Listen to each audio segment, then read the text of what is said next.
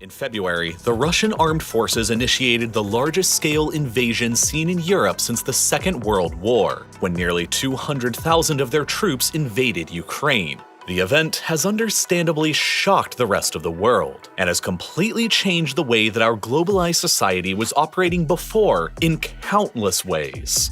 But one of the places that has been the most shocked and alarmed by the sudden invasion is a faraway island halfway across the world in the Pacific. Taiwan. Of course, Taiwan's situation is, in many ways, highly similar to Ukraine.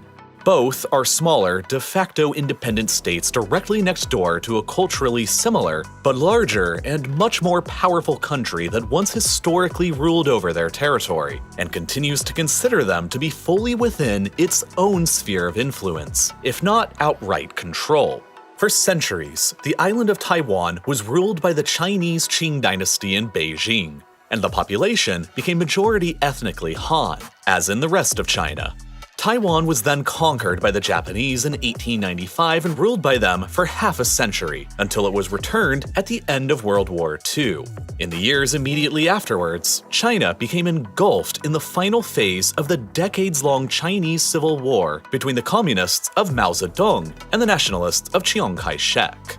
The communists emerged victorious throughout the mainland and established the People's Republic of China, or PRC, in 1949, while the nationalists of the Republic of China, or ROC, retreated to the island of Taiwan. And ever since then, the PRC and ROC have never officially signed any peace agreement, and the Chinese Civil War between them is theoretically still ongoing.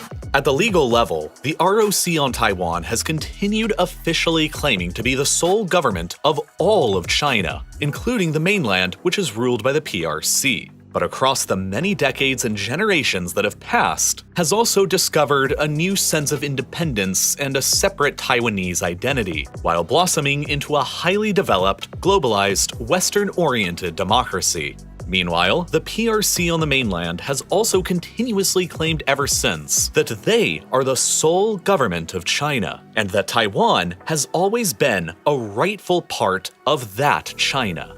Today, the PRC effectively considers that Taiwan is merely a renegade province of their China currently in a state of rebellion, and that if diplomatic efforts fail to reunify the one China peacefully, Beijing has legally reserved itself the right to employ force. And China's current president Xi Jinping has made it no secret that that official position has, if anything, even further solidified under his administration, with statements like this one from a speech of his during 2021 that reads, "Resolving the Taiwan question and realizing China's complete reunification is a historic mission and an unshakable commitment of the Communist Party of China. Xi and the Chinese Communist Party are determined to one day bring Taiwan back under the control of Beijing, by one way or another, and they will not change their minds." Since the war in Ukraine has proven that a full-scale invasion of one state by a neighbor continues to be possible even in 2022, and since Beijing has never renounced the right to employ force against Taiwan, the world has been left wondering,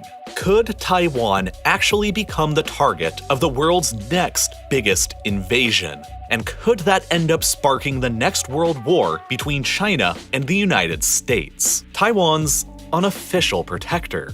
The answers to those questions are complicated because while Taiwan's situation is in many ways very similar to Ukraine, it is also very different. For starters, Ukraine is directly connected by land to Russia along a border that stretches for 2,000 kilometers across mostly flat and empty, hard-to-defend countryside, and the Russian army has still struggled with invading it. Meanwhile, Taiwan is an island separated from China by the Taiwan Strait, a body of water that at its narrowest is still approximately 130 kilometers wide, a similar distance as Cuba is from the US state of Florida.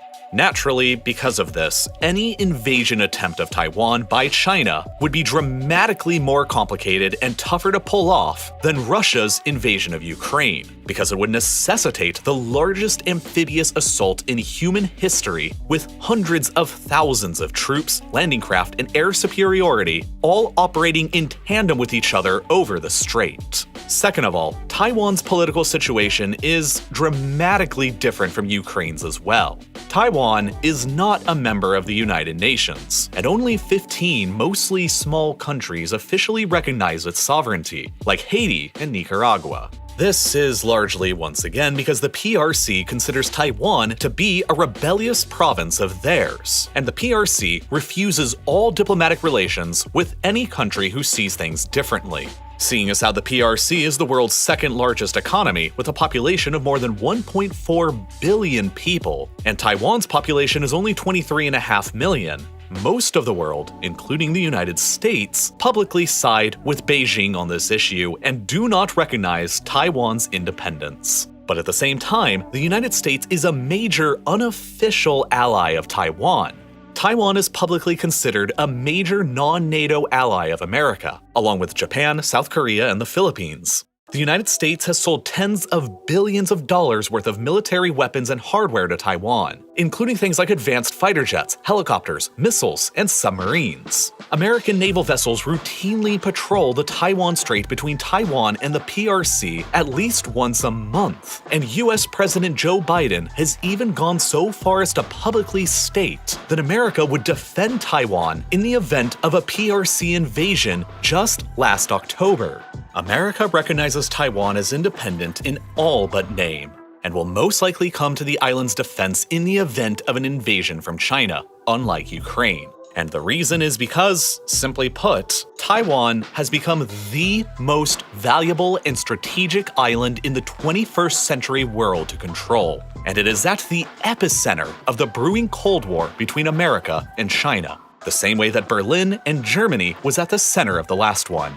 Whichever side controls Taiwan or has Taiwan on their side will quite literally win the entire 21st century, and there are many reasons why. Let's begin first with the geographic realities making up the board of East Asia and the Western Pacific, and start off from Beijing's perspective. The PRC controls the world's 10th longest coastline with more than 14,000 kilometers of shore with the Pacific Ocean, and half of China's 1.4 billion people live nearby to it. Many of the largest port cities in the world, like Hong Kong, Shenzhen, Ningbo, Shanghai, Qingdao, and Tianjin, lie directly on this coastline and connect China's heavily export-driven economy to the rest of the world's global supply chains. However, access to the greater world ocean from this long shoreline is confined by thousands of islands, both large and small, stretching down from the Japanese archipelago, the Ryukyu Islands, Taiwan, the Philippines, and the islands of Borneo and Sumatra, which naturally separate the Yellow, East China, and South China Seas from the greater Pacific Ocean through a series of dozens of choke points zigzagging in between them. And unfortunately for Beijing, this entire island chain directly off their coastline and all the choke points in between are almost all entirely allied to or under the influence of their greatest geopolitical opponent, the United States. Every possible route that the Chinese Navy or Chinese merchant ships can take right now out into the greater Pacific leads directly through or near a major US allied controlled choke point. And it's very intentionally designed that way. Within American foreign policy, this strategy is well known as the First Island Chain, and it was initially developed back in the 1950s after the communists first took over the Chinese mainland. By maintaining close military alliances with Japan, South Korea, Taiwan, and the Philippines, all directly off of the Chinese coast, the United States can effectively control all of these choke points, contain the PRC Navy within her immediate territorial seas, while also simultaneously guaranteeing American power projection into the Far East from dozens of naval and air bases. And then there's the implicit threat that were there to ever be some kind of conflict, the American Navy and friends can easily blockade all of these choke points and strangle the Chinese economy into submission. From both Washington and Beijing's perspectives, Taiwan is the most vital piece on this board to control, because it is at the geographic center of the entire First Island Chain. If Beijing could ever seize control of Taiwan, it would eliminate a major US allied outpost nearby to China's major coastal population centers and trade routes. It would sever the US island alliance in half, break the American strategic encirclement of their coastline, and enable PRC naval forces, including nuclear-armed submarines, to finally enter the greater Pacific Ocean relatively undetected, which would dramatically improve Beijing's deterrence capabilities. Naturally, the United States would like to prevent this from happening, and thus Taiwan is geographically a core interest to both parties. But this is really only the beginning of why Taiwan matters so much to both sides. Because the significantly larger and more pressing issue, as it nearly always is over economics, money, and resources. For starters, the Taiwanese economy is massive and punches well beyond its weight, which is another huge difference between itself and Ukraine. The Ukrainian GDP pre-war was only about $155 billion. While Taiwan's GDP is roughly 5 times larger at $786 billion, putting it on a par with Turkey despite having far less people. And the single most important thing to understand about Taiwan today that explains everything from their huge economy to their position as the world's most valuable island of the 21st century is that they absolutely dominate the entire advanced semiconductor and chip industry that powers nearly every advanced civilian and military technology around the world. From smartphones and computers to advanced jet fighters and missile defense systems. Semiconductor chips of 10 nanometers or less in size are currently considered to be the most advanced. Tiny devices that pack billions of electronic components within just a few square millimeters of space. So thoroughly does Taiwan dominate this industry that 92% of the entire worldwide manufacturing of these advanced chips takes place on their island alone, within only a handful of enormously expensive, complicated, and highly specialized fabrication plants or fabs, most of which are owned by just a single company, the Taiwan Semiconductor Manufacturing Company, or TSMC. TSMC is likely the most powerful corporation in the world that you've never heard of. And it's really more of an institution at this point than a company. They operate 10 major fabs on the island itself that act as the world's foundries for advanced chips. And ranked by market cap, TSMC is the 10th largest corporation in the world, with a valuation exceeding $540 billion, larger than the annual GDP of most of the world's countries. With such an absolute monopoly on the production of the world's most advanced chips that everybody needs, Taiwan has created for itself a decisive masterstroke in the art of defense. It has made itself invaluable to both Washington and Beijing. Giant American semiconductor companies like Intel, Nvidia, AMD, Apple, and dozens of others still perform the research, development, and design of their own chips, but beginning in the 1980s, they gradually outsourced the entire manufacturing process of these chips to mostly TSMC's fabs on Taiwan in order to cut down on costs and become more competitive. Then, over the span of decades, TSMC has essentially become the global foundry and manufacturer for advanced chips designed by almost every semiconductor company in the world. And while this strategy was immensely beneficial and profitable to the private companies like Nvidia or Apple, it has also led to a massive and potentially catastrophic risk to the United States government. The overwhelming majority of the US military-industrial complex's most advanced chips that are powering their most advanced military weapon systems and technologies are pretty much all originating almost next door to America's principal geopolitical opponent of the 21st century. Were Taiwan to ever fall into the hands of Beijing, it would potentially also mean the conquest of TSMC and their priceless fabs, and America could suddenly find itself entirely sealed off from the production of advanced chips, meaning that China would stand to gain the upper hand in advanced military technology like artificial intelligence and nearly every other facet of modern warfare. At the same time, Beijing stands to lose a tremendous amount as well. Today, the PRC represents around 60% of the entire global demand for semiconductors, and the vast majority of these are either imported or manufactured locally by foreign suppliers. And despite all the animosity, Taiwan is one of Beijing's most crucial suppliers, since nearly half of Taiwan's exports to the PRC are entirely just semiconductors. Were the PRC to initiate an invasion of Taiwan, Beijing stands to potentially pull off a masterstroke by capturing the control of this entire crucial global industry and locking America and the West out from it, potentially securing Chinese technological and military superiority throughout the rest of the 21st century in the process. But of course, an invasion could also dramatically backfire on these objectives as well. The priceless fabs themselves could easily become casualties of the fighting, or the Taiwanese may end up sabotaging them themselves out of spite if the war's outcome becomes dicey. And these fabs are not easy to replicate despite everyone trying to, because they're ridiculously expensive and highly specialized. For their own part, Taiwan has closely guarded the technology of this crown jewel for decades, with many referring to the fabs as the island's silicon shield. TSMC has opened up some smaller-scale fabs in China, the United States, and Japan, but none of these foreign plants abroad produce any of the more advanced chips under 10 nanometers. They only produce larger and outdated chips, while all of the smaller, advanced chip manufacturing continues to remain at home, closely guarded on Taiwan.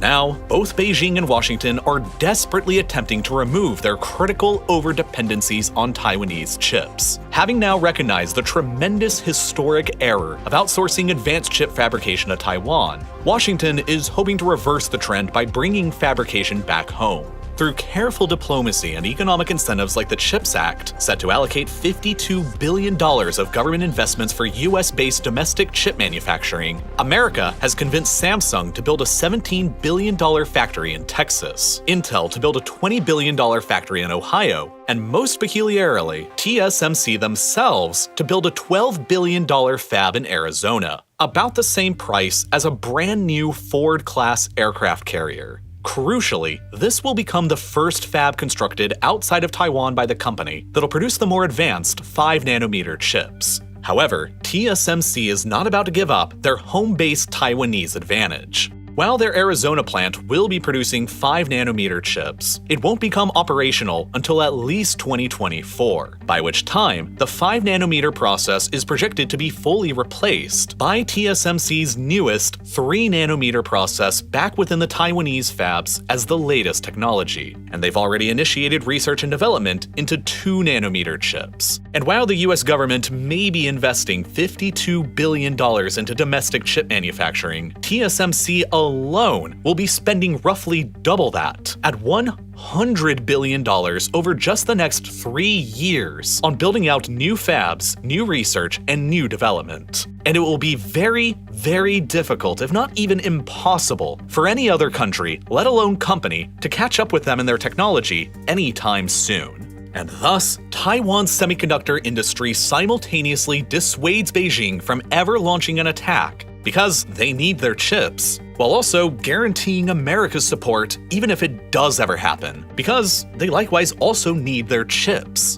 Because the global chip shortage that we've all been experiencing recently is only a foretaste of the absolute mayhem that would be unleashed were Taiwan to ever come under an attack. The loss of even a single year's output from the fabs on Taiwan would immediately bring the entire global electronic supply chain down to its knees. And everyone, including Beijing, are acutely aware and cautious of this. But that still doesn't necessarily mean that they won't attack. The most critical component to understanding Beijing's calculus in an attack on Taiwan is China's own looming internal demographic problems. China's own population is expected to peak by 2025, whereafter it will begin to decline steadily for decades as the country completes the demographic transition already seen in places like Europe and Japan. And perhaps even more critically, China's working age population already did peak more than a decade ago back in 2010. and has since been declining at nearly twice the rate of the American working-age population. And unlike America, who welcomed more than 1.2 million new permanent residents through immigration in 2016, China has almost zero pull on foreign workers from abroad, as they only welcomed 1,576 new permanent residents during that same year as America, or 750 times less. On top of this, China has been experiencing skyrocketing household debt levels and faces a significant amount of resource insecurity. With only limited oil and gas reserves to rely upon within their own borders, and with an ever more energy-hungry economy, China is by far the world's largest single importer of petroleum, at more than 10.8 million barrels a day, which is 3/4 of their total oil consumption. And one set of projections from Tsinghua University reasonably calculates that China's oil and gas imports, primarily coming in from the Middle East, will peak between 2030 and 2035. China's economy and relative power are therefore both going to peak at some point this decade. And that means that its most likely chance to successfully accomplish decades-long held goals, like the control of Taiwan, is within the narrow window available to them between now and 2030. If they wait any longer beyond then, they'll only continue growing weaker, while America will most likely only continue getting stronger, or at least remain about the same. And thus, this is why China has been acting increasingly aggressive in suppressing places like Hong Kong, Xinjiang, and the South China Sea.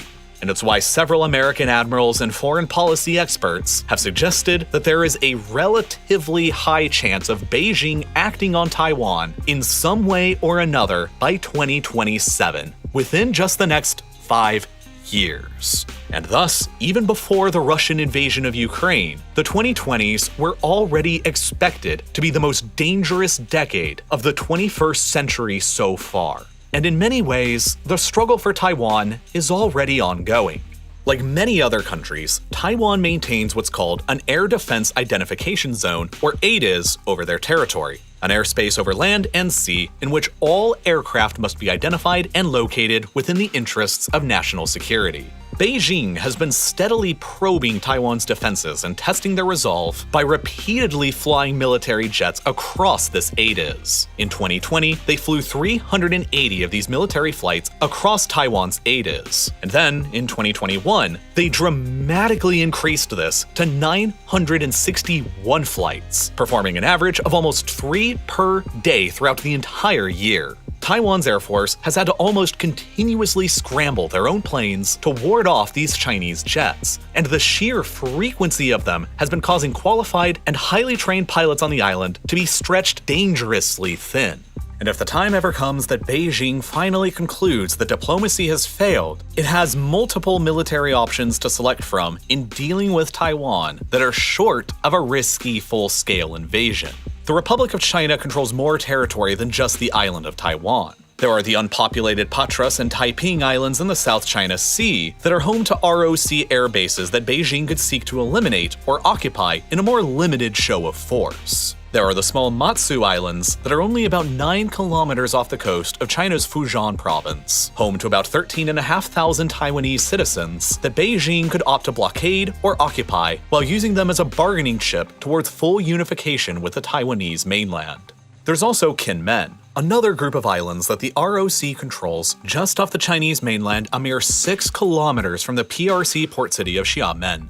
However, Kinmen is home to 140,000 ROC civilians. So while it would be a more audacious move than occupying the Matsu Islands, an invasion and occupation of Kinmen would be substantially easier to pull off than an invasion of the Taiwanese mainland, and like the Matsus, could be used as a bargaining chip towards the bigger goal of full unification. If these limited invasions fail to deliver results, Beijing could still utilize their navy to implement some form of blockade over Taiwan in order to attempt to pressure them before resulting to the full-scale invasion option. But it may not matter, because any of these supposedly more limited options could still skyrocket international tensions and bring the United States into a war against them. Thus, Beijing may end up coming to the conclusion that all of these supposedly limited options are equally as risky as the full-scale invasion option is, and simply choose to go full send. But an actual invasion of Taiwan will likely entail successfully pulling off the most complicated military operation ever in human history, while successfully holding off the world's greatest military superpower and minimizing collateral damage on the island. No easy feat. It's been estimated before that in order to successfully occupy and subdue the territory of a hostile population, an invading army needs an occupation force of roughly 20 soldiers per 1,000 civilians. Owing to Taiwan's population of more than 23.5 million, that means that in order to have any hope of success, the Chinese would need to commit at least 400,000 troops to the invasion and occupation of the island. And that's not even factoring in the potential for casualties while crossing the strait or landing on the beaches. In reality, China would likely need to commit more like 600,000 troops into the operation, which is nearly 1/3 of their current active duty forces of 2 million personnel. To put all of these figures into perspective, the Allied invasion of D-Day at Normandy in 1944 remains the largest amphibious invasion in military history so far, and it only involved 156,000 invading Allied troops. The Chinese would require 4 times as many men to pull off a successful invasion of Taiwan, and they would need an absolute armada made up of thousands of transport and defense vessels to carry them across the strait, and thousands of planes and missiles flying through the skies above to defend them and lighten up the ROC defenses on the beaches. Building up the huge amount of supplies and logistics for such an enormous operation across the coast from Xiamen to Fuzhou would be impossible to keep a secret from America. And then there are only limited available landing positions on Taiwan itself. The eastern 2/3 of the island are dominated by mountains, and the coastline there is almost entirely rugged cliffs that are entirely unsuitable for a landing force. The western third is dominated by a low and gentle plain where most of Taiwan's population resides, but much of the waters in the west are shallow and hostile to the thousands of ships that would be swarming in from the mainland. Thus, there are only a small handful of beaches across the southwestern and northern edges of the island that would make for suitable PLA invasion and landing sites, and Taiwan has ample opportunity to build extensive fortifications across them to protect them. Further, most of TSMC's fabs are located nearby to these beaches and would almost immediately fall directly within the line of fire, and their destruction would be a massive loss to the invading Chinese military. And even if they do successfully land on the beaches without destroying any of the fabs, a Taiwanese insurgency deeper within the mountains of the island's interior would be incredibly challenging for any military to snuff out. Ultimately for Beijing, a success in taking over Taiwan would sever the first island chain, break out their naval containment, enable China to freely project power into the Pacific, improve their nuclear deterrence capabilities, undermine the US alliances with other partners in the region, and potentially hand them the keys to the global advanced semiconductor industry and the TSMC Corporation, all but guaranteeing them the more technologically advanced military over America later on in the 21st century. But there are numerous risks. If America and her regional allies like Japan and Australia intervene against them, they could all inflict massive damage on the untested and combat-inexperienced Chinese military. A defeat in Taiwan could transform into an epic embarrassment and undermine the Communist Party's power and legitimacy at home. On the other side of the coin, a Chinese conquest of Taiwan would be a crippling blow to America and the Western alliance. Overnight, the US's position as the leading power in Asia would be completely undermined. US allies in the region would become more susceptible to economic and military pressures coming from Beijing, and some might even switch over to the other side. Some, like Japan, might even begin to seek to fully remilitarize themselves and seek out nuclear weapons for deterrence. And, worst of all, America could find itself locked out from the future of advanced chip manufacturing and lose their status as the world's most advanced military to China, while also suffering all of the associated economic consequences of US-based semiconductor companies losing their manufacturing hub. And there's no guarantee that the American military would prevail against the incredible increasingly more capable and powerful People's Liberation Army, even if it did intervene. And so, while an eventual conflict between Beijing and Washington over Taiwan is uncertain, one thing absolutely is. Whoever between them is allied to or controls Taiwan by the end of this decade will be all but guaranteed to be the most powerful empire for the rest of the 21st century. And the reverberations of any conflict there will be felt for generations to come on both sides. And based on that, both sides will have to do whatever it takes to make sure that Taiwan, in one way or another, is on their side and their side alone by the end of this decade.